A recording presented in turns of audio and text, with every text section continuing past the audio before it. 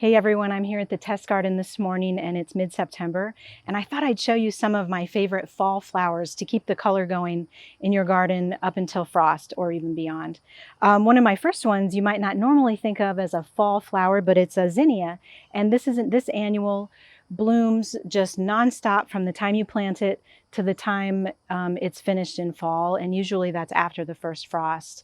One of the nice things about zinnias is that the more flowers you cut for bouquets inside, the more flowers you get in your garden later. And so you just keep cutting and cutting, and you'll have bouquets all the way through fall. You can have tall ones, or there are short ones here, and you can find those at the garden center. If you can find a spot in your garden to plant these from seed or to plant seedlings in the spring, you won't be sorry. And just find a spot in full sun so they bloom their best. Here's a more traditional fall blooming perennial. It's New England Asters. I didn't grow asters in my garden for years, and I don't know why I waited so long because they are so much great color right now. This one is called Kickin' Carmine Red, and it's only a couple of feet tall, so it's a lot shorter than a lot of asters you might have seen in the garden center or in gardens over the years. And so it doesn't get as leggy as some do, and it doesn't fall over because it's a lot more compact. One problem that asters sometimes have is that in the summer, if they don't get enough water, sometimes the lower leaves turn brown and fall off, and so that's when you get that kind of leggy, kind of top-heavy look. And just keeping it watered through the summer helps, or also putting them with companions that will hide those bare legs. That also helps. Grow asters in full sun, and they're cold hardy in zones 5 to 9. These little colchicums are such a surprise every fall for two reasons. One, they look like they should be spring flowers. In fact, sometimes they're called autumn crocus. And for another thing, they sort of just shoot up out of the ground without you remembering they were even there. They have disproportionately sort of big, strappy leaves that appear in spring, but then they fade away.